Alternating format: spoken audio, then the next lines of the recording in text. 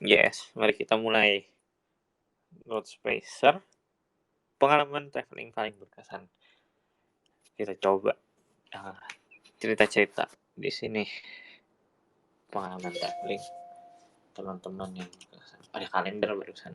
Jadi agak mohon maaf ya. Nah, udah ada Putri nih. Gue invite to speak dulu, bisa nggak tuh? Jadi di sini kita, gue kenalkan diri dulu. Nanti gue Devon di sini, gue pakai akun yang Road Space. Jadi nggak pakai akun pribadi ya, pakai akun Road Space. Karena kalau nggak nanti gue gimana? Dari Road Space-nya siapa pakai gitu. Jadi di sini dari akun Road Space aja. Nah, jadi hari ini mau ngomongin traveling. Ada beberapa speaker di sini yang kayaknya suka traveling. Di sini udah ada Putri nih, udah gue invite. Apakah bisa jadi speaker? Masih listener soal di sini. Yang udah datang ya ada Putri, ntar ada beberapa temen lain lagi. Gitu. Coba gue invite lagi. Halo, Oke. udah bisa kan Kak? Oke. Thank you Putri udah masuk sini. Jadi ya nanti ada beberapa speaker tapi mungkin kita ke Putri dulu aja kali ya buat ngobrol-ngobrol pengalaman traveling berkesan. Nah, gue udah ada Luna juga di sini. Gue invite dulu sambil ngobrol-ngobrol lah sama Putri. Nah, kalau ngomongin traveling ya, karena Putri di luar, mungkin sedikit gue kenalin dikit ya ke Putri ini. Putri ini kan sekarang lagi tinggal di luar gitu. Kayak pasti traveling lah mana-mana. Dan iya, nggak mungkin kan traveling dari asal dari Indonesia terus ke luar negeri berarti kan traveling. Nah, sejauh ini mungkin boleh cerita dikit Putri sekarang gimana atau ada yang mau diceritain sekarang tinggal di mana, sibuk apa gitu? Iya, sebelumnya terima kasih sudah mengajak buat ngobrol-ngobrol di Ya. Space. Kenalin aku Putri, sekarang aku di Jepang. Hmm. Kesibukannya lagi menyiksa diri sendiri untuk belajar. Oh, oke. Jadi tapi sebenarnya kayak, ke Jepang itu dulunya di tahun 2014 tuh udah kayak jadi keinginan untuk traveling ke Jepang. Ya. Tapi ternyata dapat kesempatannya 2 kali lipat, yaitu buat belajar juga dan jadi otomatis bisa traveling juga, Hmm. jadi bonus. Jadi ya sekarang di Jepang. Lebih fokus sebenarnya kayak kalau mikirin kayak buat kuliah gitu tuh kayak lebih semangat untuk memikirkan, besok mau jalan ke mana ya? Besok minggu depan mau ke mana ya? Kayak gitu, Belajar gitu apa Kak. di Jepang? Eee, iya jalan tapi kayak mungkin karena aku lebih sukanya naik gunung ya, lebih sering emang naik gunung-gunung yang di Jepang gitu, Oh. walaupun gunung di Jepang kan nggak kayak gunung di Indonesia yang, bisa nge-camp di mana pun ya. Jadi kayak keseringan tuh tektok gitu. Mhm. Berangkat pagi, sore udah malam lah udah sampai rumah lagi. Oke, oke. Di sini kan di Jepang udah berapa lama, Putri? 1,5 tahun dari Desember 2020. Nah, udah lumayan kah tempat-tempat di Jepang yang udah dikunjungin atau masih Kalau di Jepang masih sekitaran Tokyo, ya yang kota-kota gede gitu sih. mhm. Masih yang sering disebut orang lah Tokyo, Kyoto, Osaka. Paling jauh kemarin di Hiroshima, sampai dibilang, "Ngapain sih Hiroshima, kayak nggak ada tempat lain," gitu. Nah, Tapi itu yang, aku ngerasa kayak di Hiroshima itu, apa ya, ambience-nya tuh beda mhm? sih dibanding kota-kota yang lain gitu. Kayak mungkin auranya tuh lebih gelap, auranya tuh kayak sedih, Oh, kayak oke. sepi, kayak gitulah. Nggak tahu kenapa ya, mungkin itu sih yang aku rasain kayak beda aja. Aku Makasih. ngunjungin ngunjungin museum, eee, bom Hiroshima, terus kayak museumnya tuh kayak, apa namanya, mereka nyeritain, eee, gimana, ledakan bomnya, terus kayak korban-korbannya, kayak gitu, Pon. Mhm. Pokoknya kayak kayak pasti kayaknya ya, karena kita belajar sejarah gitu, ya Iya, kalau kata Hiroshima aja udah, bayanginnya ke bom-bom atom itu iya, ya. Nah, jadi kayaknya betul. kebawa juga. Oke, oke. Nah, sejauh ini kalau ngomongin, sesuai judul nih, traveling paling berkesan apa di Jepang juga nih yang Enggak, pernah? kebetulan. Kebetulan di Di Jepang ada, tapi yang paling berkesan di Nepal sih. Oh gimana? Seru. Ini ke Kathmandu. Kathmandu kan ya? Iya. Jadi sesuai dengan hobi aku yang naik gunung. Ya. Jadi yang jelas aku pengalamannya adalah menginjakan kaki di pegunungan Himalaya Oh. ke Everest Base Camp. Gimana tuh di situ? Everest Base Camp itu dia di ketinggian 5.300, tapi kan puncaknya kan Everest 8.000 Ya. sekian. Jadi aku cuma sampai di base campnya itu 5.300. Jadi kalau orang-orang mau sampai ke puncak Everest, mereka akan dihitung dari titik itu, dari base camp itu mereka baru kayak diriin tenda, terus jalan lagi, diriin tenda, kayak gitu. Sedangkan kalau aku kan sampai di base camp itu, dari setiap ketinggian kita bisa ada penginapan. Jadi emang orang-orang pada nginep di penginapan gitu loh, Fon. Ya. Jadi itu yang paling berkesan sih, karena selain aku nggak pernah bercita-cita untuk ke Gunung Himalaya, terus yang kedua itu pergi untuk acara charity buat Alzheimer Indonesia. Jadi Gimana? iya, jadi kayak misi naik gunung itu tuh dipersembahkan. Jadi kayak ada sepasang suami istri, mereka itu mau merayakan 12 tahun pernikahan mereka. Ya. Terus mereka kayak beride, kita ngapain ya gitu kan, kayak kalau kita cuman ke Everest Base Camp cuman untuk merayakan tuh kok kayaknya nggak ada efek apa-apa ya ke orang lain gitu. Terus mereka kayak buka donasi, tapi donasinya itu 100% disumbangkan ke Yayasan Alzheimer Indonesia. Nah dari situ mereka kerjasama sama ambasador mungkin tahu Provoke Magazine, majalah itu. Terus dari situ mereka ada ngajak brand ambasadornya Eiger, mungkin tahu Abex. Dari situ mereka ada seleksi buat cari 3 orang lagi nih buat ikut di program itu. Jadi aku daftar, ikut seleksi, ya udah deh dapat kesempatan itu. Very nice. Jadi kayak itu bener-bener pengalaman paling berkesan sih. Satu, nggak pernah bermimpi buat naik gunung di luar Indonesia. Terus pakai naik gunungnya tuh bukan buat senang-senang doang, tapi kayak ada misi yang dibawa buat Alzheimer Indonesia. Terus naik gunungnya sama orang yang aku idolakan, yaitu si brand ambasadornya Eiger itu, si Abex. Jadi kayak wow. Temenan.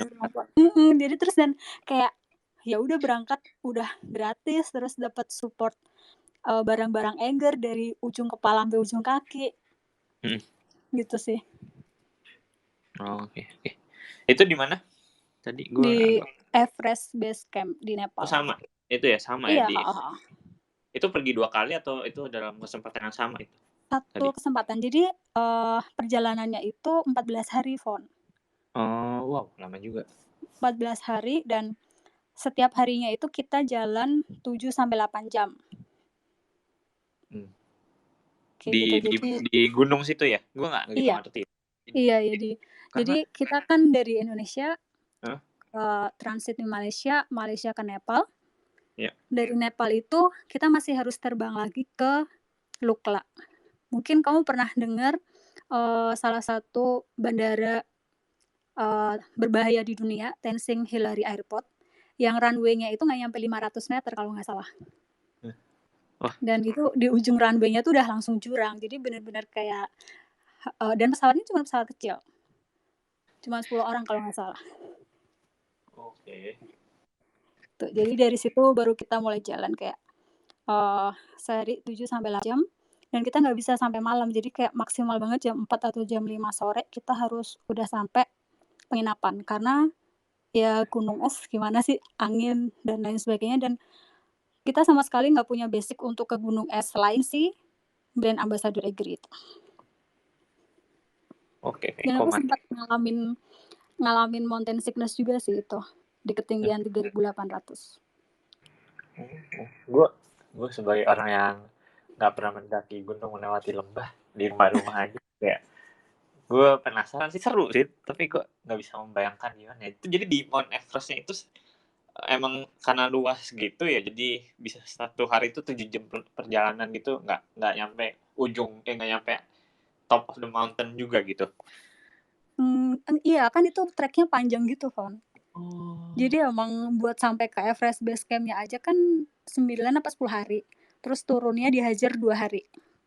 Emang itu ya, rata-rata emang segitu ya, kalau Iya, ke karena kalau di gunung itu kayak kita harus ada aklimatisasi. Jadi kayak penyesuaian, sama ketinggian tiap naik 1000. Jadi di ketinggian 3000 sekian, kita akan nginep semalam. Hah? Jadi 2 hari semalam untuk, aklimatisasi. Jadi biar kita tuh nggak kena itu mountain sickness.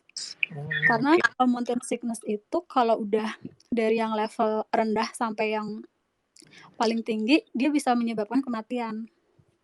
Wow, Gitu. gue baru Jadi tahu. jadi waktu itu aku di ketinggian 3.800 sekian itu ngerasanya pusing dan mual. Sedangkan teman aku bener-bener kayak, eee, apa namanya, udah kayak zombie jalannya di ketinggian itu dia. Udah ngerasa pusing, udah sampai inilah keliengan gitu dia. Akhirnya dia nggak nyampe ke base camp-nya itu sih, karena memperhitungkan keselamatan. Mmm, itu gimana tuh dia jadinya? Dia balik atau di Oh, enggak, dia nunggu di camp terakhir. Mmm. Di camp terakhir, dia udah kayak minum obat, terus tidur cepet. Dan kalau misalnya, lebih buruknya lagi dia bisa aja dibawa turun naik helikopter. Soalnya Oh, pas aku di camp itu ada 1 orang yang direscue pakai helikopter, karena kadar oksigennya dia udah 40%. oh, itu rendah sekali. Iya, jadi kita tiap malam kayak dicek saturasi oksigennya gitu, Itu harus di 98, minimal 98, 99 gitu kan. wow, iya pakai waktu ya, sempet tahun lalu heboh lumayan ya, itu yang Iya, buat Covid oksimeter ya, oximeter ditaruh di jari. Ini 40% kemarin aja 90 kurang udah aja ribet ya, iya, wow. itu 40% loh dan udah pasti pusing banget sih orang itu, kayak udah nggak tahu. Terus kalau tadi ngomongin camp itu ya, camp-nya itu ya bener-bener camp kemah gitu Oh, atau emang ada enggak, gimana? kalau di sebelum ketinggian 5.300 itu Hmm, rumah-rumah gitu, Fon.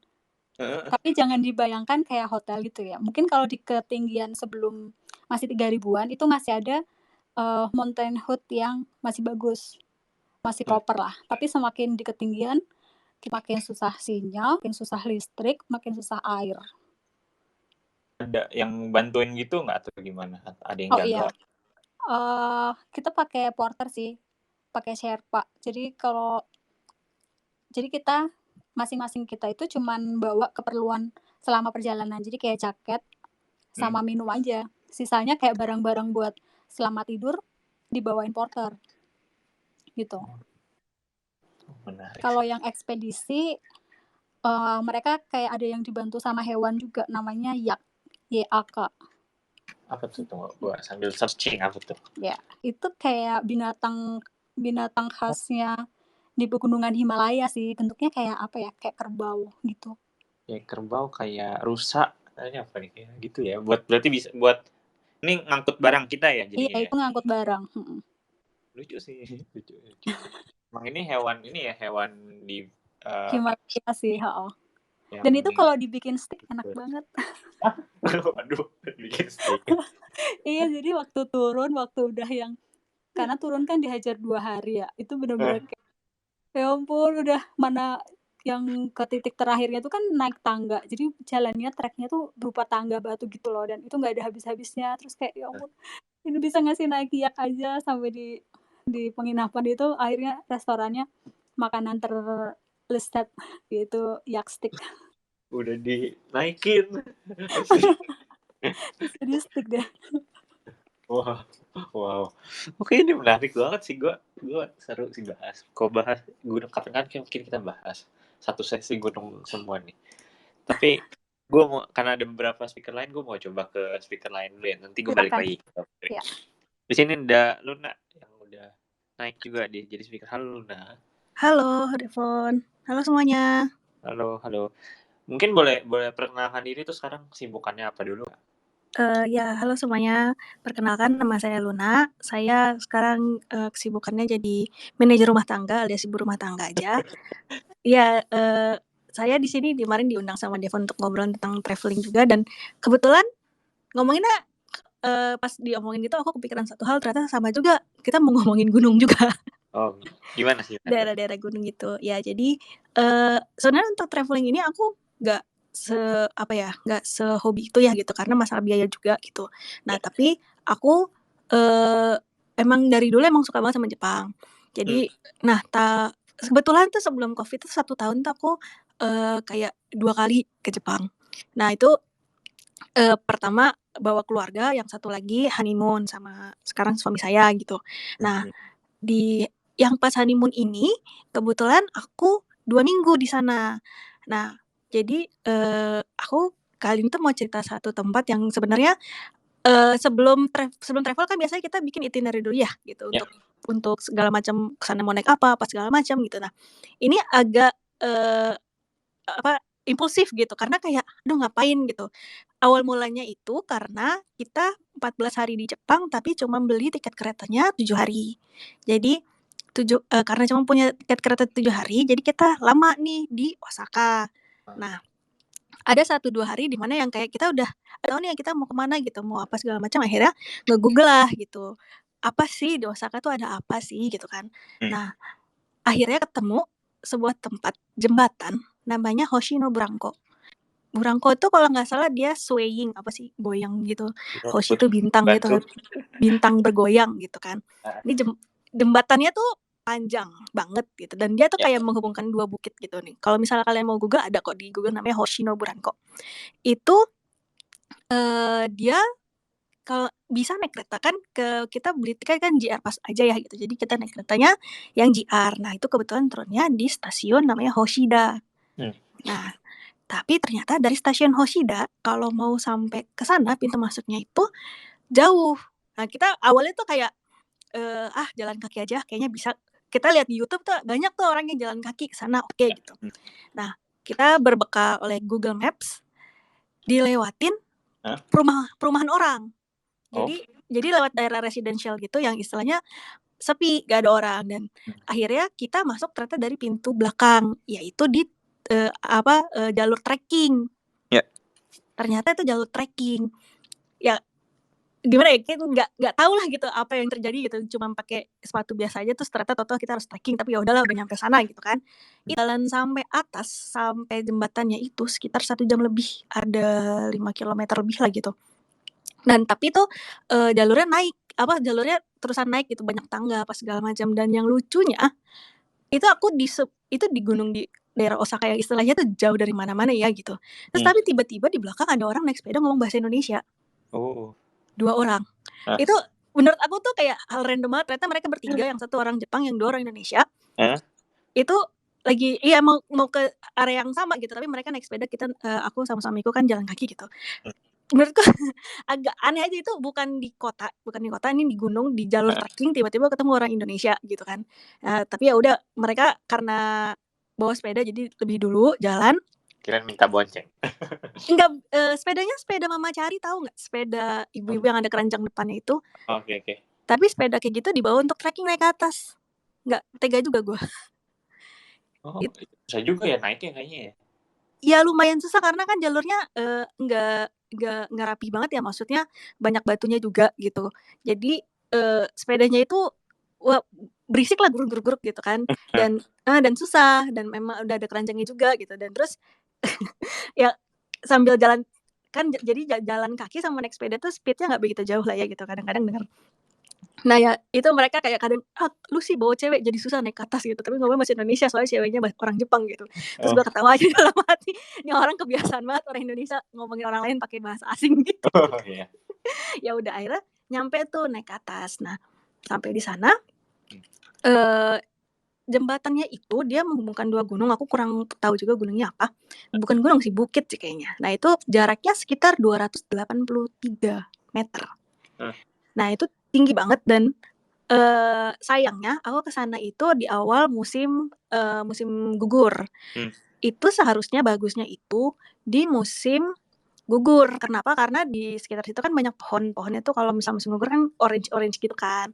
Ya. Nah itu pemandangannya bagus seperti itu. Nah kalau aku pas sampai sana tuh belum menjadi orange gitu.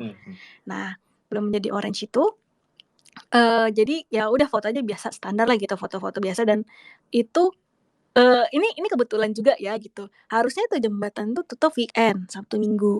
Nah, tapi kita ke sana itu tanggal 1 Oktober. Nah, ternyata bulan Oktober itu mereka buka setiap hari karena udah persiapan fall. Nah, jadi untungnya kita nyampe sana buka.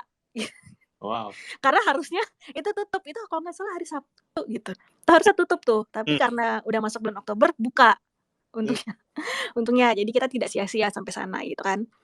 Dan ya udah kita lewatin dan akhirnya kita turun. Nah, turunnya itu kan beda gunung ya. Kita udah beda arah gitu. Nah, dari situ jalurnya itu turunnya itu kayak lebih udah tersentuh manusia lah gitu. Udah ada jembatannya, udah ada decknya untuk sightseeing apa segala macam. Dan tapi salahnya kita itu turunnya itu udah terlalu sore.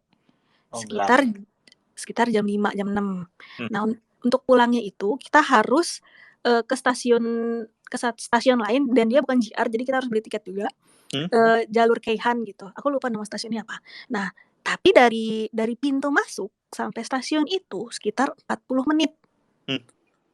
Dan jalurnya di pinggir sungai. Dan banyak banget papan pengumuman heavy ular. Sebenarnya bukan jalurnya tidak terlalu tidak terlalu namanya nggak terlalu rusak juga, masih jalan, masih aspal gitu. Tapi ininya banyak pohon tinggi, terus banyak bambu gitu. Nah itu banyak tuh pengumuman di sekitar situ, kayak ada gambar ular. Kayak aku kan bisa baca hiragana katakana dikit lah gitu. Suamiku cukup bisa bahasa Jepang juga gitu, jadi bisa baca itu heavy. Wah ada ular gitu. Dan itu udah hampir gelap. Dan di situ tuh berasa banget kayak kita dikejar waktu untuk nyampe stasiun. Kalau enggak itu udah terlalu gelap, lampunya minim, dan itu di pinggir jalan tol. Kayak kalau lu keluar dari situ tuh jalannya tuh udah jalan tol, nggak ada bus lagi gitu. Jadi ya emang beneran kita cuma tinggal jalan kaki doang gitu kan. Udah akhirnya nyampe stasiun, akhirnya kita pulang. Dan itu jadi memori lah gitu, kita post lah gitu di sosial media. Temen kantornya aku bilang gini gitu, lu jauh-jauh ke Jepang ngapain ke sana, ada jembatan di Sukabumi juga ada. Nah digituin sama dia gitu kan. Nah terus gue kan kayak wah ngeselin banget nih, gue udah jauh-jauh kagak bisa pamer gitu kan. Di Sukabumi juga ada gitu kan. Nah akhirnya bulan lalu kita tuh ke jembatan yang sama, yang di Sukabumi itu. Dan ya memang sih sebenarnya tidak jauh beda juga. Jadi istilahnya tempat wisata di Indonesia juga nggak kalah juga sama luar negeri gitu kan. Jembatannya juga mirip-mirip juga dan fasilitasnya juga cukup oke. Cuman ya memang kan aku kesananya pas bulan puasa, jadi tempat makannya itu pada tutup semua. Jadi nggak full experience lah gitu, nggak banyak juga orang yang jualan gitu karena sepi puasa dan masih pagi gitu. Tapi ya dan menurut aku jembatannya yang di Jepang sama di Indonesia tuh ya sama gitu. Jadi nggak perlu keluar negeri juga untuk menikmati pemandangan seperti itu gitu. Itu kalau misalnya ada yang mau yang ke Sukabumi itu ada namanya Situ Gintung Suspension Bridge. Situ Gintung ada di Sukabumi. Itu kalau misalnya ada yang mau ke sana, saya sarankan pagi. Kalau bisa nyampe sana udah jam 7 gitu. Kenapa? Karena pas saya keluar jam 12 gitu parkirannya udah penuh banget dan orangnya udah ramai banget. Tuh. Kalau di Sukabumi ada heavy-nya? Nggak ada. Untungnya nggak ada. Tapi aku ketemu lutung, kayaknya lutung deh. Jadi kan naik jembatan juga kan, naik jembatan tinggi. Nah itu ada pohonnya sama lah ramai juga gitu. Nah aku ketemu lutung satu gerombolan ya. Dia lutung kalau nggak salah dia memang sifatnya bergerombol ya gitu. Nah itu ada di pohon ujung jauh sana gitu. Nggak begitu kelihatan. Kalau di foto nggak bisa, HP ku nggak mampu, bukan Samsung gitu kan. Tapi ada di jauh cukup sana dan ada lutung yang albino. Warna kuning sendiri dia. Lutungnya yang lain warna hitam, terus dia ada satu warna kuning kayak masih bocah gitu, dicariin kutunya sama emaknya. Dan itu jadi kayak pengalaman yang itu juga ya, yang menurut aku berharga banget gitu. Jarang-jarang ngeliat lutung di alamnya gitu, dan ngeliat yang albino juga gitu. Itu mereka nggak nyamperin ke orang-orang ya? Mereka enggak sendiri gitu ya? sendiri dan cukup jauh, nggak bisa kejangkau tangan, nggak bisa nggak pohonnya juga kayak pohon tinggi jauh di ujung sana, jadi kita juga nggak bisa nyamper ke sana karena nggak ada jalannya juga gitu. Tapi kelihatan sih dari jembatan gitu. Oke. Gitu. Kalau di Sukabumi berarti saru. Iya,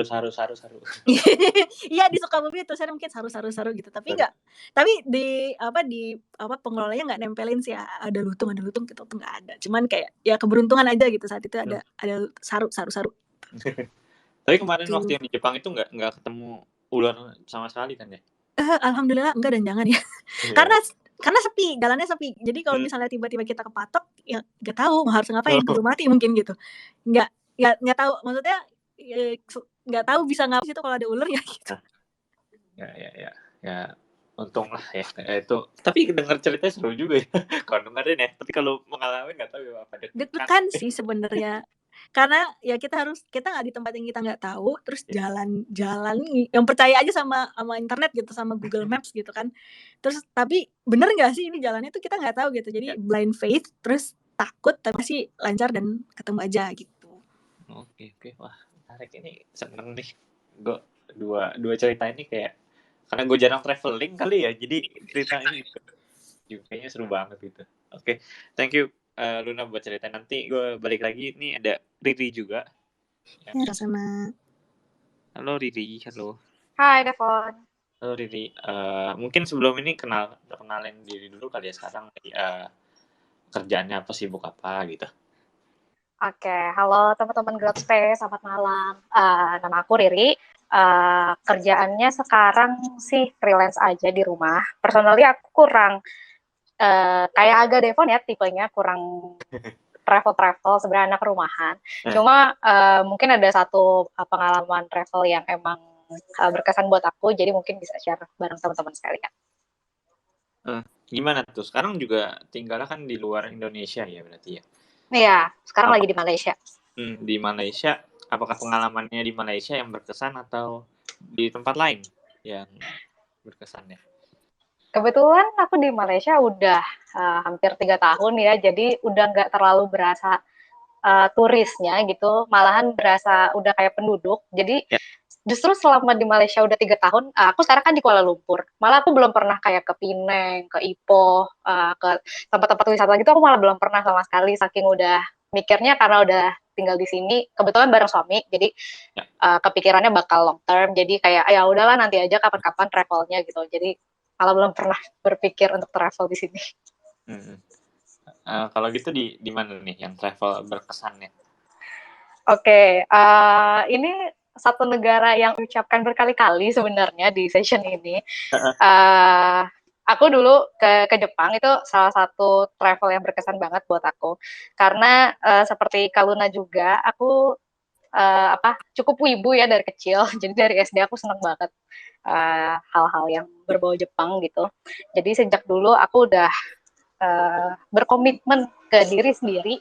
Kalau aku nanti pas kerja udah punya uang sendiri, negara pertama yang aku bakal travel tuh adalah Jepang. Nah, singkat cerita, pas akhirnya aku dulu sebagai fresh graduate, nabung bertahun-tahun, akhirnya terkumpullah tabungan untuk ke Jepang. Dan waktu itu pengennya pas lagi musim semi, karena ya namanya juga orang wibu ya, pengennya ngelihat bunga sakura. Dan itu ternyata musim semi itu adalah salah satu musim yang mahal banget tiket pesawatnya dalam 1 tahun itu. Tapi karena udah kekeh pengen lihat at least once in my life, jadi ya udahlah terbang ke sana gitu.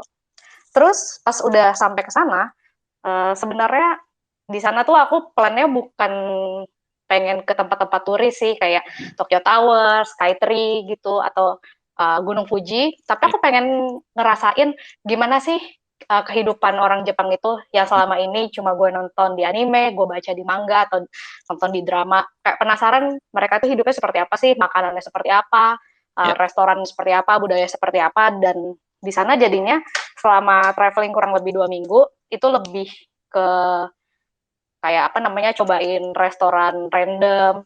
Itu nggak pergi ke restoran yang highly rated gitu kayak Ichiran, enggak sih, tapi lebih kayak ketemu ramen random gitu, ya udah cobain.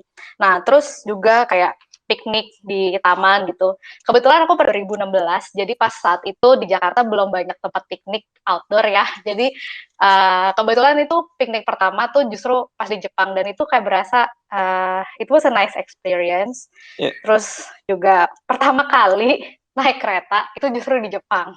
Jadi dulu dulu tahun 2016 kan KRL masih ya udah better tapi masih agak kurang lah, dan waktu itu juga kayaknya baru Bogor Depok doang yang banyak trayeknya. Jadi justru pertama kali cobain naik kereta tuh di Jepang. Terus pas di kereta tuh berasanya kayak kayak gini ya, yang kayak kalau di orang tuh naik kereta di film tuh kayak gini ya rasanya naik kereta gitu. Dan sebenarnya sih pengalaman kecil kayak gitu yang sebenarnya cuma nggak ada something special banget. Tapi di situ aku ngerasa gimana rasanya menjalani hidup yang berbeda dengan yang biasanya dijalani di tempat asal gitu. Jadi vibes-nya di Tokyo sama Jakarta tuh menurutku ada samanya, ada bedanya. Kayak sama-sama rame, sama-sama banyak orang, sama-sama rush, terburu-buru, khas kota metropolitan. Tapi ada beberapa sisi yang menurut aku beda sama Jakarta, dan itu kayak suatu momen yang interesting untuk pada saat itu sih. Oke. Jadi walaupun biasa aja pengalaman, tapi ini menyuapi jiwa-jiwa wibu kita ya.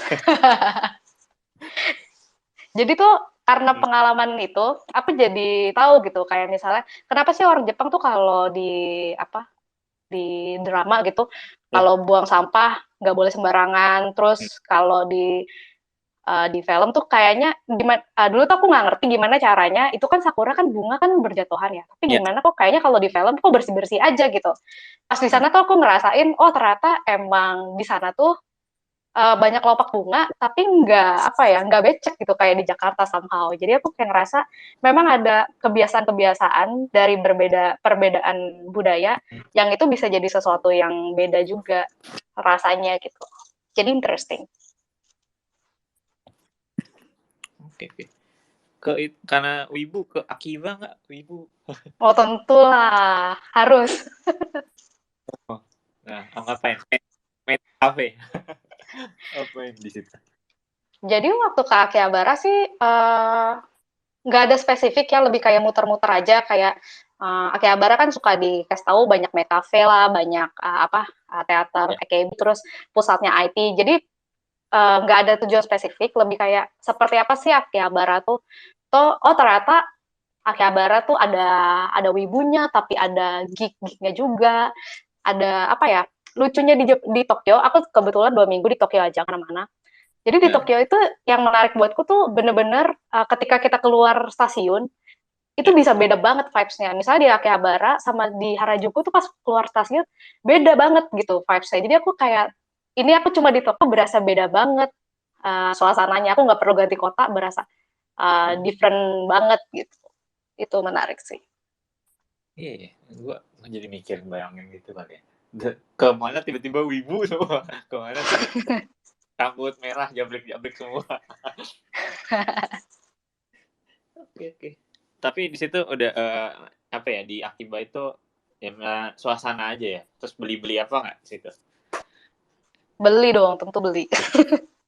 Figur. Itu Iya. benar ini menyuapi kewibuan. Jadi kayak ngerasa jadi kayak living the dream kali ya kalau buat aku. Jadi dulu yang aku cuma lihat di TV, yang aku baca di buku, terus bisa ngerasain langsung tuh rasanya, kayak gini ya gitu rasanya. Buat aku sih waktu itu sih kayak magical moment sih. Kayak mimpi masa kecil yang akhirnya bisa kesampaian juga. Jadi emosional nih di situ. Iya, emosional bener. Oke. Thank you Rini buat sharing. Nanti gue balik lagi. Ya, oke, thank you. Gue udah tidak mengajak Guri buat sesi ini, ternyata semua yang bahas Jepang. Semuanya berhubungan dengan Jepang. Guri ada di bawah. Gue gak mau naikin Guri, ntar bahas Jepang lagi. Oke, gue nanya lagi, balik lagi ke Putri. Selama traveling gitu, tadi juga udah sempat ngomongin pas di Nepal itu kayaknya berkesan gitu. Nah, tapi pelajaran apa gitu loh yang didapat selama traveling selama ini? Mungkin nggak cuma di Nepal itu ya, tapi sejauh naik gunung, apalagi terutama ya, apa yang kayak belajar apa gitu? Kayak apakah ternyata ya naik gunung perlu sabaran atau apa gitu, ada nggak? Iya, sebenarnya banyak banget sih. Kalau gunung di Indonesia itu kan dia hampir 100% tuh susah sinyal ya. Jadi bener-bener kita tuh kayak bisa menghargai keberadaan orang. Kita tuh bener-bener kayak quality time sama orang-orang yang naik gunung bareng. Kita bisa ngobrol apa aja, bahkan dari yang nggak kenal. Terus turun gunung kita tetap bisa komunikasi. Terus yang kedua kayak kita harus bisa manage emosi sih. Soalnya kan kita tuh nggak mungkin bisa 100% klop sama orang lain ya, sekalipun itu teman dekat gitu. Kalau orang bilang mau tahu sifat orang sebenarnya dengan naik gunung sih, mungkin ada benernya juga gitu. Karena kita bakalan tahu sih ketika misalnya ngalamin kesulitan tuh teman kita bakal gimana sih, bakal ninggalin atau gimana. Jadi kita butuh manage emosi dari diri sendiri biar nggak kebawa gitu. Terus apalagi ya, paling utama itu sih kayak harus bisa manage diri sendiri, waktu, terus bisa menghargai keberadaan orang sih. Jadi dengan nggak ada sinyal tuh kita nggak sibuk sama HP, nggak sibuk mendekatkan diri sama orang yang jauh di sana, tapi bisa menghargai momen kayak cuman sekedar masak-masak bareng, walaupun misalnya kayak aku nggak ikut masak, cuman di dalam tenda, tapi tuh kerasa aja bisa ikut ngobrol terus ceng-cengan, terus belum lagi kayak bisa olahraga juga loh di gunung. Padahal naik gunung itu udah olahraga ya. Tapi waktu sampai tempat camp ada hal lain yang bisa kita lakuin kayak sambil nunggu tenda jadi, kita bisa yoga. Sambil nunggu tenda jadi kita bisa main kartu kayak gitu sih. Kebanyakan itu kalau dari aku karena aku lebih seringnya naik gunung jadi itu yang bisa dibagikan. Kirain bawa treadmill ke gunung. Dan satu lagi Fon, kayak tadi Luna bilang kalau naik bukit di Jepang sih emang lebih banyaknya disebutnya bukit kali ya, karena tingginya tuh emang kayak rata-rata cuma 1000 sekian gitu. Aku pernah ada pengalaman itu waktu turun gunung, aku cuma berdua sama temanku cowok, orang Indonesia juga, tapi kita lewat trek yang bener-bener cuma kita berdua yang lewat situ, dan itu udah gelap banget, terus kita cuma pakai headlamp 1. Kayak kalau di Jepang mungkin lebih takutnya bukan sama hal-hal gaib ya, karena setannya kan beda sama yang di India. Beda server. Iya, jadi cuman takutnya tuh kalau nggak babi hutan, ya binatang-binatang gitu, karena kadang ada beruang juga. Jadi di situ kita berdua kayak yang oke, kita fokusnya berdua, jadi kita jangan sampai celaka, saling ingatin satu sama lain, ayo kita fokus jalan. Jadi nggak bisa kayak saling menyalahkan, kamu sih milih jalan ini, kamu sih nggak bisa di situ gitu Van. Nice. Nah gue tadi kayak sempet tadi kan mention kan bisa ngelihat sifat asli seseorang gitu ya. Selama Putri mendaki gunung atau bertraveling di gunung-gunung gitu, pernah nggak jadi kayak lihat yang ternyata orangnya itu beda gitu loh sehari-hari sama aslinya gitu, atau ternyata malah justru kalau ketika gunung malah makin solid gitu segala macam? Kalau itu kebetulan ya aku nggak tahu, tapi selama ini kebetulan ketemu orang-orangnya itu makin solid kalau ketemu di gunung itu. Jadi tapi kalau setelah turun gunung ya kita emang nggak yang ngobrol 24 jam sehari atau seminggu gitu, bahkan bisa jarang banget kan, tapi ketika kita balik gunung itu kayak kita udah kayak bener-bener kayak tiap hari ngobrol. Padahal ya selain di gunung kita biasa aja gitu. Bener-bener itu ya, maksudnya nggak ninggalin orang gitu ya semua sejauh ini. Sejauh ini sih aku belum pernah nemu yang begitu sih. Oke. Wah ini menarik ya, kayak justru malah kata orang bisa ngeliat sifat asli, tapi justru malah bisa mempersolid orang ya. Jadi mungkin orang itu di gunung pun juga belajar kali ya. Iya. Kayak mau ninggalin juga sabar gitu kayak. Jadi kayak gitu. Tunggu, harganya turun. Oke. Ya, kurang lebih gitu. thank you Putri. Nanti mungkin gue ada satu pertanyaan lagi. Terus balik lagi ke Luna. Udah naik ke Halo. Newsroom. Ya, halo. Nah, sama sih pertanyaannya kayak ke Putri tadi. Selama traveling gini, ada nggak sih pelajaran yang didapat gitu? Kalau aku mungkin kepikirannya gini, kalau traveling sama temen cari temen yang satu aliran gitu. Jadi istilahnya tuh nggak apa ya, jadi travelnya tuh seneng gitu. Karena aku pribadi udah berkali-kali ke Jepang, aku pernah ke Jepang sama temen, sama keluarga, terus sama suami gitu kan. Nah, aku mikir gini, kalau sama temen biasanya kan kita sendiri milih temannya seperti yang mana mau kita ajak gitu kan. Dan kita biasanya temen yang kita ajak ini tuh punya satu aliran yang sama gitu. Waktu aku sama teman aku ini kita nonton konser waktu itu kan. Terus abis itu ya apa kita mau belanja jalan, kita mau gimana apa gitu, lebih bebas gitu. Tapi kita saling oke satu sama lain mau apa yuk gitu kan. Nah kalau misalnya sama keluarga gitu misalnya, kan udah mulai banyak orang, udah mulai banyak keinginan, udah mulai banyak pendapat, udah mulai banyak kebiasaan gitu kan. Nah kadang tuh kalau sama keluarga gitu kita harus bisa maintain emosi kita karena kadang mereka aku menganggap diri aku sebagai tim leader ya untuk ngebawa keluarga ini gitu karena yang pegang itin aku yang di bandara aku apa segala macam yang bikin semuanya aku. Jadi ketika jalan itu aku ngerasa aku tim leader gitu. Dan kadang tuh namanya juga orang tua gitu ya diomongin kadang suka nggak mau denger. Misalnya kayak setahu aku di Jepang kan kalau misalnya di dalam kereta tuh kamu seminim mungkin ngomong. Kalau bisa jangan ngomong gitu kan. Cuman kan kalau kita di KRL kan ya ngobrol-ngobrol aja gitu, beda kebiasaan. Nah ketika diomongin ke orang tua gitu, kadang mereka nggak mau denger karena nggak ada orang Jepangnya nggak ada yang negor gitu. Padahal kan jadi kadang itu ngedumel karena kita ngerasa kayak wah itu harusnya nggak kayak gitu tapi mereka nggak mau denger terus ya udah gitu. Kadang kalau misalnya kita perpanjang lagi gitu, traveling kita jadi nggak enak, nggak seneng gitu. Apalagi kalau misalnya orang lain misalnya yang satu mau belanja, yang satu mau ngewibu, yang satu mau ke gunung, ke tempat wisata gitu-gitu. Nyatuin itu semua tuh susah dan itu butuh kesabaran yang lebih lah gitu. Satu lagi aku pernah ke Jepang juga sama suami dan kebetulan gayanya berbeda gitu. Kalau suami aku lebih dia tahu mau kemana dia harus ke sana gini gitu. Kalau aku punya itin juga tapi jamnya masih santai-santai. Kalau dia kayak oh kita udah jauh-jauh ke Jepang masa nggak ke sini masa nggak ke situ gitu kan. Jadi kadang jadi Ibu juga. oh ibu juga tenang saja. Oh ya sebenarnya sama sih kayak tadi Kariri gitu kan kayak ke Akiba gitu. Kalau aku ke Akiba selain ke beli figur apa segala macam ke tempat 18 plus juga gitu dan sama dia juga waktu itu.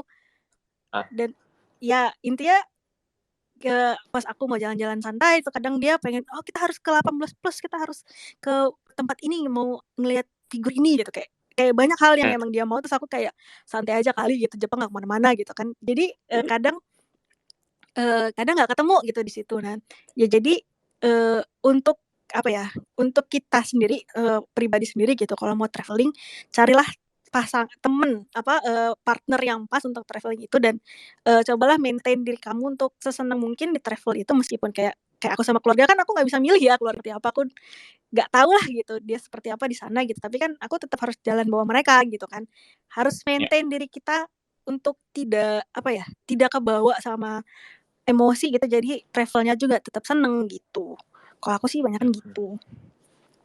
Tadi kayak sama suami walaupun sesama wibu juga cara dia travelingnya beda ya itu juga mesti dipertimbangkan juga. Betul karena pada dasarnya wibu itu kan banyak ya maksudnya banyak jenisnya gitu kalau suami saya misalnya suka elektronik gitu kan dia mainnya ke Akiba tapi ke bagian Akiba yang big kamera gitu kan nah, di situ kan gede ya gedungnya terus kamu bisa seharian di sana gitu tapi kalau aku mungkin lebih ke arah wibu anime gitu kan kadang maunya tuh kayak ke Maid Cafe gitu atau misalnya main UFO Catcher gitu segala macam itu kan dua hal yang berbeda gitu dan kita cuma punya waktu di Jepang misalnya cuma 7 hari ya pilihlah salah satu gitu loh nah itu cari jalan tengahnya itu yang kadang gontok-gontokan gitu tapi ya harus balik lagi gitu harus bisa cari jalan tengahnya biar kita sama-sama travel seneng gitu.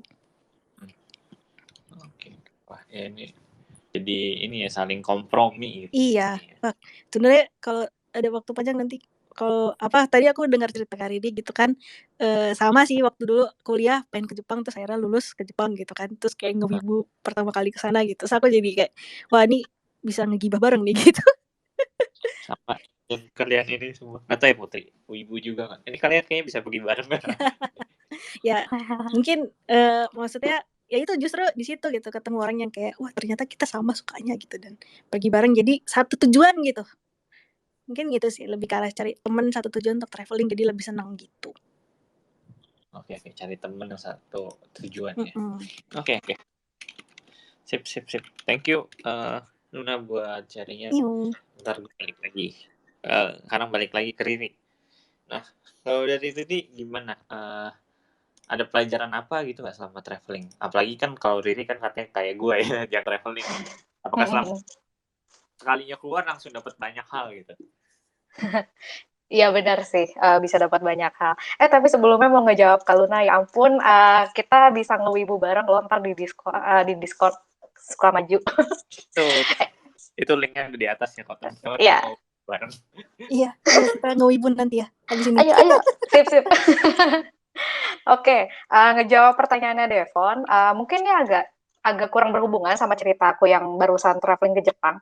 Ya. Mungkin karena tadi Kak Luna sama Kak Putri ngejawab traveling konteksnya bersama orang lain ya. Mungkin aku coba dari sisi solo travel ya, karena sebenarnya aku tipe orang yang lebih suka jalan dalam kelompok kecil, either sendiri atau paling banyak 3 orang, maksimal 4 lah gitu, kalau sama keluarga gitu. Aku kurang suka yang gede-gede dan kebetulan kalau di deket-deket Jakarta, aku lebih suka pergi sendiri. Kayak misalnya aku sering gitu, kalau lagi bosen di rumah tapi males ke mall atau kemana, aku suka jalan ke Depok, Bogor gitu, naik kereta aja sendiri. Terus habis itu explore random kemana gitu. Pernah juga ke Bandung gitu sendiri, ya udah. Karena sekarang kan enaknya banyak kereta gitu, jadi lebih gampang transportasinya. Mungkin aku kasih beberapa ini kali ya. Mungkin tips untuk solo traveling ya, kalau ada yang plan buat solo traveling. Kalau aku pribadi sih, biasanya walaupun tuh orangnya nggak down to the exact plan, misalnya harus ke sini, udah ada listnya gitu mau kemana. Tapi aku lebih orang yang agak santai. Misalnya aku malam Jumat nih, habis ngantor kayaknya capek gitu, pengen jalan-jalan sendiri gitu ke Bogor gitu. Aku udah plan nih, oh besok coba mau jalan bentar ke Kebun Raya Bogor, kan deket ya sama stasiunnya lumayan. Terus pengen makan siang, habis itu beli apa snacknya, habis itu malamnya makan apa. Dan itu aku udah kayak ada listnya gitu, at least pegangan lah mau kemana. Karena kalau udah sampai tempat, nggak tahu mau kemana, kadang bingung dan jadinya perjalanannya kayak kurang ada faedahnya sih kalau buat aku. Jadi kayak sampai di sana bingung ngapain ya gitu. Terus kalau misalnya pergi ke kota yang agak jauh dan belum pernah ke sana gitu, kayak misalnya aku dulu pernah ke Semarang gitu, aku tuh cari tahu dulu semua informasi mengenai tempat yang dituju. Misalnya transportasi di sana gimana, itu bisa naik Gojek kah atau mesti naik kendaraan lokal gitu. Kemudian di sana komunikasinya gimana. Mereka tuh misalnya kalau kebanyakan orang Jawa gitu, jadi masih bisa pakai Mbak atau Mas. Atau di sana orangnya bisa pakai panggilan apa gitu. Itu salah satu kecil sih. Kayak misalnya kalau kadang kalau ke Bandung gitu, kalau panggil Mbak Mas tuh suka agak-agak awkward gitu. Jadi kadang suka ngikutin daerah setempat panggilannya apa gitu. Terus mereka juga misalnya makanannya apa sih yang khas di tempat itu, atau misalnya kalau kalian nggak suka makan, tempat apa sih yang mau kalian kunjungin di situ. Terus yang lebih menurutku yang paling penting itu aware aja sih terhadap lingkungan sekitar.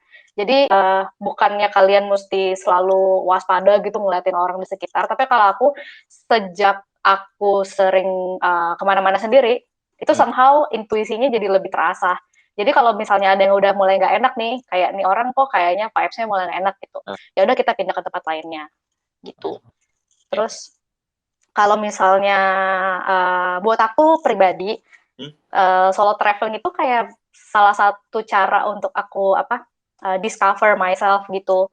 Jadi dengan aku pergi ke suatu tempat yang aku nggak familiar, nggak tahu seperti apa, itu aku bisa tahu gimana sih caranya aku tuh react atau bereaksi ke sesuatu yang tidak terduga. Misalnya waktu itu aku pernah pas lagi ke Semarang, udah plan mau ke satu tempat, tapi ternyata tempatnya itu beda mapnya sama yang ada di waktu itu naik Gojek gitu. Terus kan waktu itu susah karena udah malam juga, jadi takutnya ketinggalan kereta balik gitu. Terus sempet kayak panik juga, aduh nih gimana gitu ya. Tapi di satu sisi itu aku malah berpikir setelah kilas balik, ini salah satu hal yang bagus untuk aku belajar gimana sih caranya lebih mengetahui diri.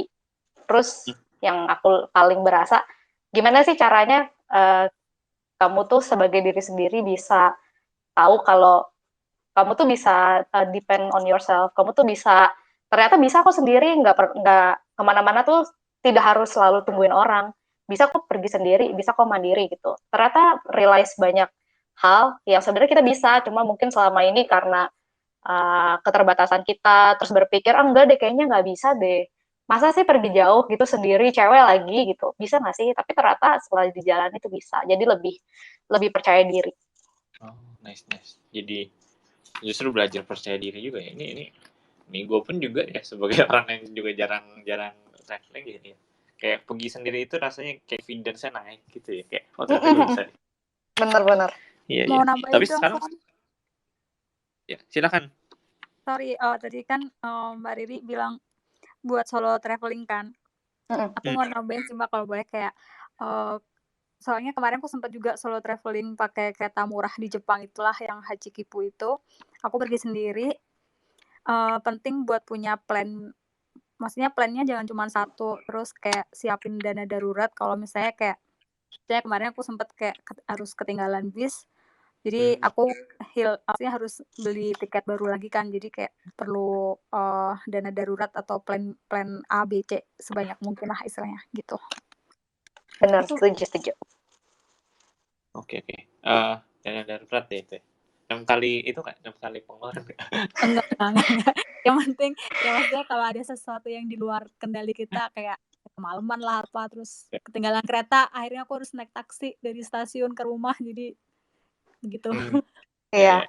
Tapi emang bener sih, uang cash itu penting kalau travel. Iya.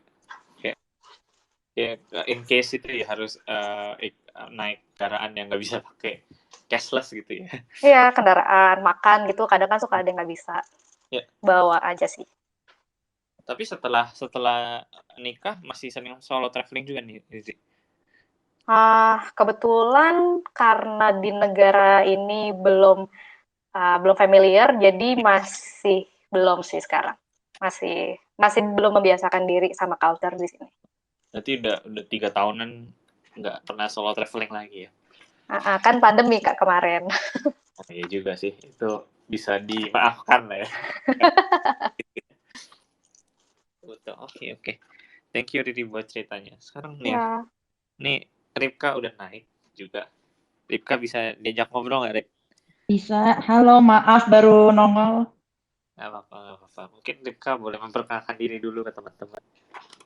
Halo, selamat malam semuanya. Saya Ripka. Saya kerjaannya, hobinya adalah makan, tidur, jalan-jalan, sama bermimpi. Saya itu kerja di salah satu low cost carrier terbaik di dunia.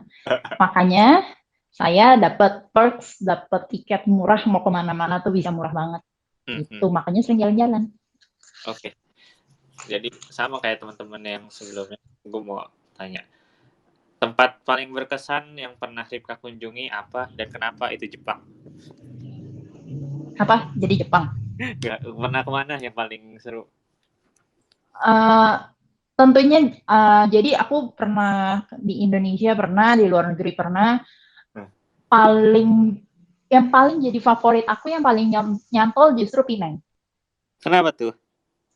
Karena jadi Pineng, buat yang kurang tahu, Pineng itu kurang lebih 45 menit flight kalau dari Medan. Dia benar-benar kayak ada di atasnya Medan, dia pulau sendiri di Malaysia. Nah, dia itu jadi kayak pulau kecil, pulaunya tradisional, isinya tuh kayak old town gitu, kayak kota tua tapi satu pulau. Dan kemana-mana deket dan makanannya enak banget. Kalau orang mindsetnya kalau Pineng itu berobat Berobatnya juga murah, iya. Di situ obat aku kan agak jerawatan mukanya. Di situ obat mukanya murah banget, ke dokter muka langsung sembuh, tapi kayak cuma 2 juta dan disuruh balik laginya kayak 6 bulan 1 tahun kemudian. Kayak murah banget. Kalau di Indo kan facial mahal ya. Pineng Gitu. sama Penang sama gak sih? Beda ya? Sama. Sama. Penang. Oke. Kayaknya kalau Ripka ini ya pasti wisata kuliner ya. Betul. Seneng ya. Situ yang paling berkesan karena itu facial itu. Itu yang paling kayak mind blowing dan Pineng terkenalnya itu. Pineng terkenalnya sama healthcare-nya, Von. Jadi emang rumah sakitnya banyak banget dan orang-orang kalau ke situ tuh wisata medis. Oh iya betul, kayak apa-apa berobat ke Pineng, Penang gitu ya. Betul. Medis. Iya. Bisnis ini kuat ya, bisnis rumah sakit tadi gitu. Betul. Sampai kayak ada penyewaan apartemen segala macem. Tapi emang bagus sih dan ternyata memang murah. Kenapa ya? Gue jadi mikir. Kenapa bisa emang di brandingnya seperti itu? Kalau ini ya. Riri pernah nggak nih ke Pineng nih kan di Malaysia nih? Belum pernah kebetulan, malah pas dengar ceritanya Kak Ripka jadi Pineng kayak semenarik itu ya. Mungkin boleh dong Kak Ripka ceritain di sana selain dari kesehatannya, maksudnya apa ada makanan atau tempat yang berkesan gitu. Jadi biar pengen ke sana kalau ada plan-nya gitu. Dia tuh satu kota makanan semua, Riri. Jadi itu semuanya walking distance. Jadi kan pusat kotanya namanya Georgetown. Ke semua tempat tuh walking distance, terus museumnya banyak banget kayak dari museum duit, museum serangga. Jadi nggak cuma museum 3D gitu. Dari museum yang orang-orang bersejarah. Soalnya di situ kan ternyata dia tuh di Semenanjung Melayu kan. Di selat apa tuh yang di situ yang suka jadi tempat trip. Jadi di situ tuh banyak kental banget budaya Chinese Melayunya. Jadi banyak kayak konglomerat tua dari Cina, rumahnya bagus dijadiin hotel, ada yang dijadiin hotel masih ada sekarang. Ada juga yang banyak banget dijadiin museum. Terus dan semuanya walking distance, balik lagi semua di Georgetown tuh walking distance. Terus ada pelabuhannya di piernya di situ, itu asik. Dan jadi dia tuh sistemnya kayak banyak hawker center-nya gitu. Jadi kemana-mana, kalau mau ke daerah mana pasti ada hawker center-nya dan semuanya enak-enak. Wow.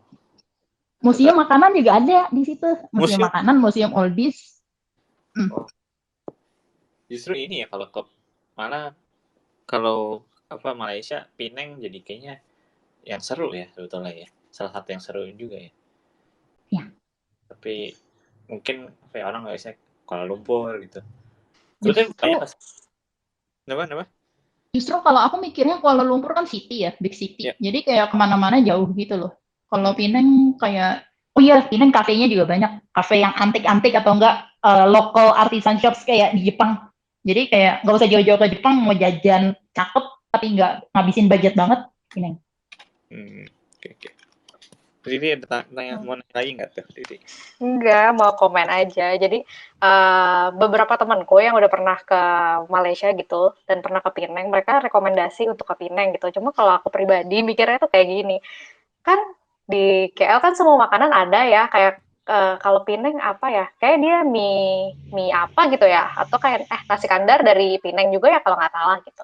Terus kayak aku mikirnya, kan di KL kan ada juga makanan dari Penang gitu, jadi kayak kenapa sih harus ke Penang jauh-jauh gitu. Tapi setelah dengar cerita Ripka, kayaknya menarik juga nih, harus eksplorasi ke Penang gitu. Experience-nya kali ya di situ ya, lebih merasakan gitu kali ya, Rip ya. Iya, old town experience, terus semuanya walking distance, museum hopping, tapi makanannya enak-enak. Kombinasinya pas banget. Terakhir kali kapan ke sana? Terakhir kali Desember 2020 Desember 2019 artinya yang jalan-jalan ya. Nice. Berarti ya sebelum pandemi benar-benar pas ya, jadi kurang lebih masih mirip lah kalau mau pergi sekarang. Oke. Habis dengerin ceritanya Ripka itu pengen bilang fuyo karena Malaysia. Karena tadi udah pada cerita Jepang, cerita juga Jepang dong. Jepang apa nih? Apa ya? Aku berkesan. Iya. Paling berkesan. Aku pernah ke Jepang sekali. waktu itu zong banget lagi abis typhoon. Aku terbang ke Narita. Kan kalau kesannya tuh kita di Jepang mah enak, udah apa namanya high tech semua. Nggak tahu ini banyak orang Jepang lagi. Udah high tech semua, tapi ternyata waktu itu aku nyampe Jepang pagi jam 8 pagi itu udah jadwalnya jam 8 pagi, nyampainya jadi jam 10 karena delay gara-gara nungguin typhoon. Terus habis itu aku nyantai-nyantai aja dong, siap-siap apa namanya katanya naik kereta di sini. Oke. Terus keluar-keluar nggak taunya nggak ada kereta. Ternyata akses ke Narita semuanya ditutup. Karena typhoon. Karena bener-bener akses ke Narita doang yang rusak, ke kota-kota lain nggak apa-apa, nggak kayak bagian lainnya Tokyo nggak apa-apa. Gila, aku tuh waktu itu baru bisa keluar bandara jam 12 malam, itu juga ngikut last train. Waktu itu aku solo travel, ketemu teman di sana. Baru bisa keluar di last train, gara-gara tiba-tiba lagi ngantri bis, udah berjam-jam itu tiba-tiba di belakang yang antri orang Indo. Jadi kita bisa split antrian, ada yang antri bis, ada yang antri kereta, nggak taunya kereta yang jalan, terus bisa naik last train. Kalau ketemu orang Indo di situ.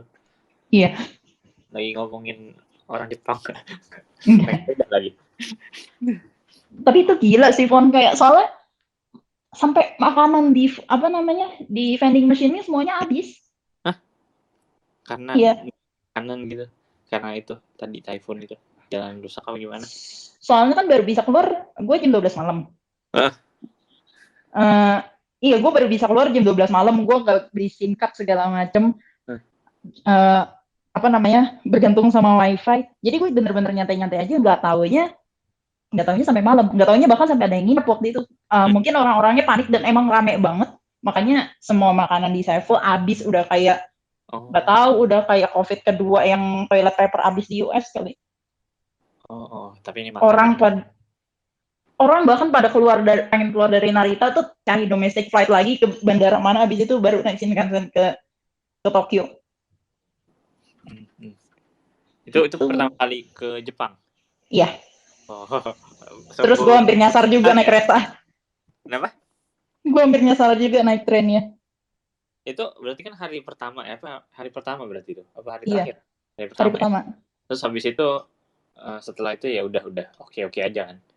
Setelah itu oke. Tapi di situ gue jadi terbuka gitu loh. Oh, Jepang walaupun di mata orang-orang keren, di mata gue juga keren waktu itu.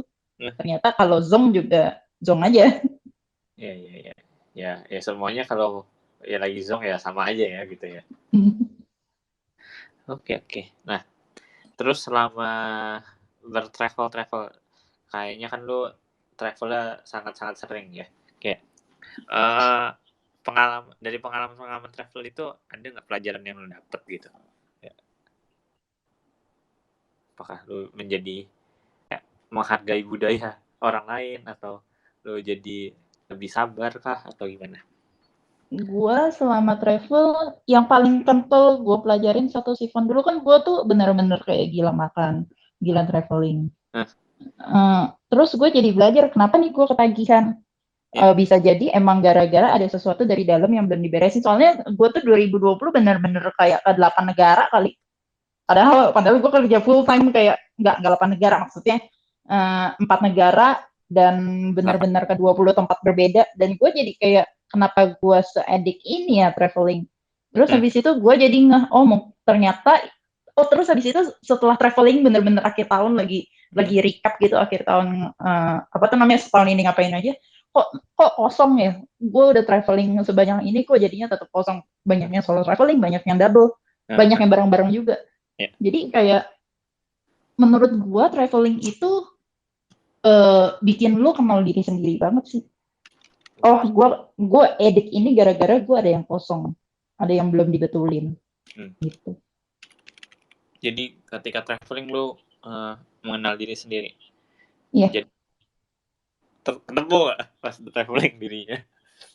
Enggak, karena kalau traveling tuh kan kayak distraksi yang besar, kayak orang traveling kan tipenya beda-beda. Tapi kalau traveling pertama gue akan tipenya adalah yang nyoba semua tempat, nggak mau tahu mau hari ini 7 tempat sampai gue nggak mau tahu. Tapi kalau traveling udah berikutnya kan gue nyantai. Dan tapi karena gue berasa gue udah bayar, gue harus enjoy the moment. Jadinya gue nggak nyari ke diri sendiri justru. Jadi lebih ke post travelnya. Oke. Tapi sekarang setelah mungkin lu lebih mengenal, apakah lu memaknai traveling dengan berbeda gitu nggak sih? Enggak juga sih. Gue jadi nggak edik. Oh, oke. Jadi, Tapi gue tetap enjoy traveling. Kayak mungkin gue soalnya gue tahu ada yang kosong, tapi gue belum nemu nih yang kosong apa. Mungkin sekarang udah nemu, tapi baru banget. Apakah gue akan kalau jalan-jalan akan melakukan sesuatu yang sama, memaknai traveling sebagai sesuatu yang sama? Gue belum tahu. Oke. Gitu. Tapi lo udah lebih mengenal lah ya, udah tahu lah ya. Jadi kayak bisa switching sih, Fon. Kayak gue pengen traveling ini, tujuannya ini, nggak apa-apa untuk ini. Nggak apa-apa untuk kurang, nggak apa-apa untuk, oke, gue sekarang traveling mau bareng temen. Gue sekarang traveling mau enjoy the moment. Gue pengen take my time. Itu udah bisa di-switch.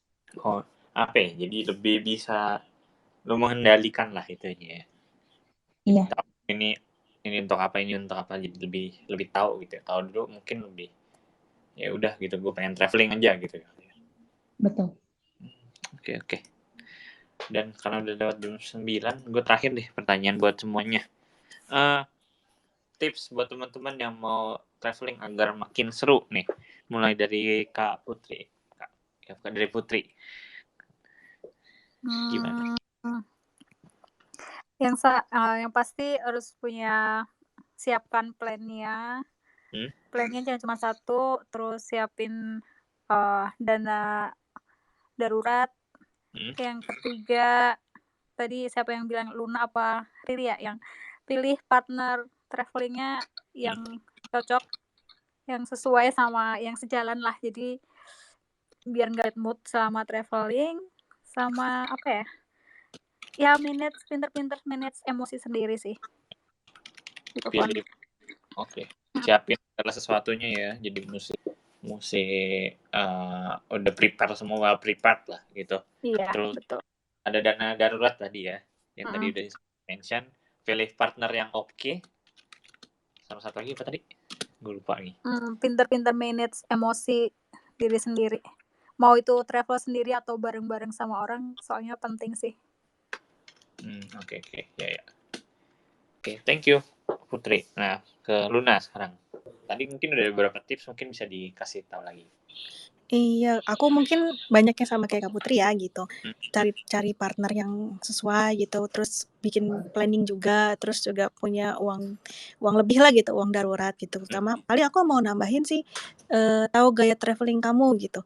Kayak ada orang yang sukanya backpacking terus nyari hotel yang murah terus cuman capsule hotel bisa gitu. Tapi ada juga orang yang nggak bisa tuh, yang maunya di kamar hotel gitu, yang ada kamar sendiri itu, atau mungkin at one point kau pengen traveling yang agak-agak luxurious gitu, mau ke resort atau apa gitu. Jadi coba kenali diri kamu tuh, ini traveling kamu mau apa gitu. Jadi bikinlah diri kamu senyaman mungkin dengan fasilitas yang kamu bayarkan dan rencana yang kamu susun dan ekspektasi yang kamu bikin gitu. Oke.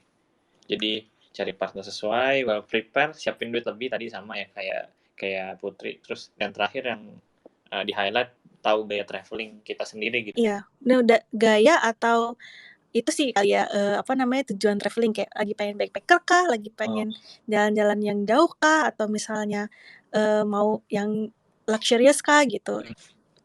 Tujuannya apa gitu, mau ngapain travelingnya gitu. Oke. Ya. Kayak kalau gue sendiri kayaknya gue lebih suka ini ya. Pokoknya gue lebih senang kalau bisa bawa satu ransel ya. Nah iya, ada yang bawa satu ransel nggak masalah, ada yang harus bawa, aku harus bawa catokan sendiri dari rumah gitu, itu ada gitu. Ya know yourself aja gitu. Harus bawa bantal sendiri, nggak bisa tidur kalau nggak ada bantal. Iya, ada yang kayak gitu, yang bawa punya persiapan sendiri dari rumah gitu, harus punya Luna kit for traveling gitu, tuh ada orang yang seperti kayak gitu tuh. Iya. Itu juga harus dipertimbangkan. Jangan sampai udah traveling nggak bisa tidur gara-gara Iya, karena traveling kan ujung-ujungnya pasti ke tempat baru ya gitu, tempat yang kita nggak kenal gitu. Jadi bikin diri kamu senyaman mungkin gitu loh. Gitu. Oke, thank you Luna. Iya, sama-sama. Riri, kalau dari Riri gimana? Mungkin dari sisi solo travelingnya tadi kali ya, yang bisa di highlight juga. Kalau aku mungkin keywordnya open minded. Jadi dalam travel itu memang kita ke tempat baru dan kita nggak familiar, pasti ada aja yang terjadi, baik sesuatu yang baik maupun yang tidak baik. Ya kita open-minded aja, harus selalu siap sedia apa yang akan ditawarkan oleh traveling itu ke kita. Ya open-minded dalam banyak hal sih, misalnya juga kalau ada orang yang mungkin cara bicara atau culture-nya nggak sesuai sama kita, ya kita tetap harus open-minded, itu treat it as an experience. Kalau aku sih itu sih, ya open-minded. Open-minded ini yang di-highlight. Ya karena apalagi kita ke tempat orang ya, kita juga nggak bisa seenaknya ya. Jadi justru kita yang harus beradaptasi sama orang itu ya gitu. Ya. Thank you Riri buat jawabannya. Ya. Terakhir Ripka, apa tips buat biar traveling biar lebih seru? Poin yang krusialnya udah di cover sih tadi sebenarnya, tahu tujuan, penting banget tahu tujuan selama traveling, be open minded. Tapi yang paling gue pengen tambahin, jangan lupa enjoy the trip. Penting banget, soalnya orang-orang banyak banget, apalagi yang demennya ngeplan, lupa enjoy the tripnya, lupa expect the unexpectednya. Kemudian gue paling juga ingetin, jangan lupa bawa koper lebihan.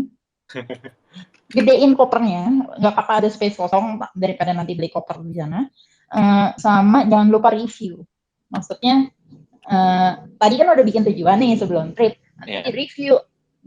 Nggak usah yang serius-serius, nggak usah kayak gue belajar apa ya dari trip kali itu bisa. Tapi kayak apa ya yang gue suka, apa ya yang gue nggak suka, biar tahu gimana caranya to make your trip more enjoyable on the next one. Ya, jadi reviewnya ya bukan buat orang lain tapi buat diri sendiri ya itu ya. Yes. Oke. Tadi tahu tujuan, open minded, enjoy the trip nih yang paling penting. Gedein koper, expect the unexpected, sama terakhir review buat diri sendiri. Oke lah kalau gitu, gue seneng banget hari ini ngobrol sama teman-teman di sini. Pengalaman traveling, apalagi buat gue yang jarang traveling, kayak gue pengen lebih banyak traveling lagi deh. Jadi mungkin setelah ini gue bakal cari-cari sampai kemana-mana gitu. Ya yang dekat-dekat dulu aja lah, keluar dari kamar dulu.